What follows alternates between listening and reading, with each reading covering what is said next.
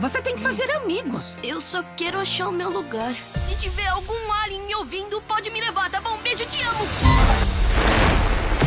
Did you have to learn anything about aliens to make this movie? We like to joke we went to a planet with aliens, but we couldn't find one. But we worked with the study organization, the Search for Extraterrestrial Intelligence, and we worked with the military, orbital analysts. So that was kind of how we tackled space and things like that. And then we're always looking for different research for kind of the more serious parts of the film. So we met with some psychologists about loneliness and grief, and we actually got to speak to the Surgeon General of the United States, formerly Dr. Vivek Murthy, and those were all really helpful for us. And did you show anything that they have for many years, maybe?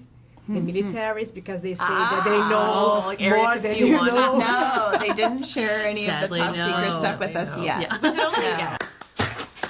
Este é o Elio. Ok, podem me pegar.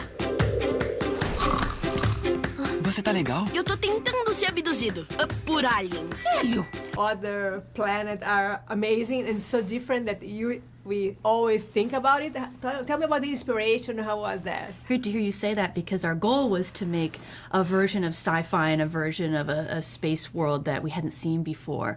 And Pixar's already done 2 sci-fi movies, WALL-E and Lightyear, but we wanted to stay away from the kind of more mechanical, metallic, hard, straight lines and try something more organic and fluid. And even though there's technology, it feels like kind of gooey and alive. And our production designer, Harley Jessup, drew from, deep sea creatures, microscopic beings, and just anything that would feel kind of rich, inviting, but also still very advanced. It's an advanced society, yeah.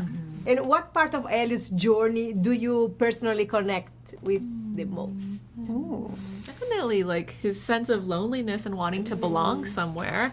I love his relationship with his Aunt Olga and watching him mature and be able to see her as a person and an individual rather than an obstacle to him. It feels like such a classic kid growing up. Love the moment in the tunnel where Elio's in jeopardy and Gordon says, just get in my mouth. And it's such a metaphor for trust with a friend, and he does it. And then I love when he's in there and he's like, actually, it's kind of comfy in here.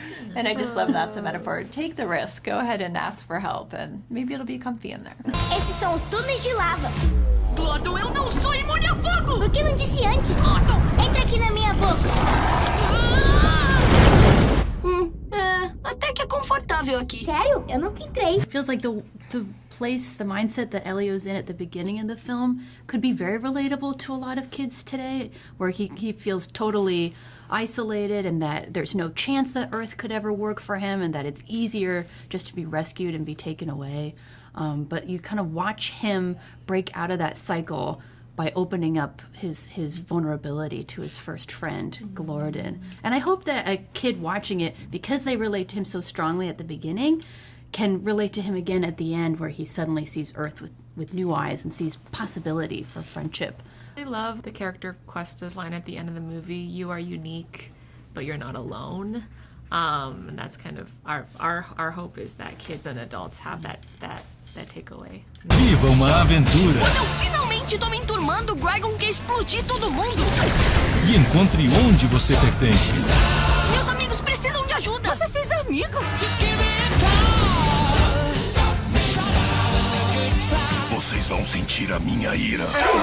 Glordon? Oi, pai. Eu sou uma carta na manga. Não, fala aquela outra coisa. Socorro, pai. Silêncio.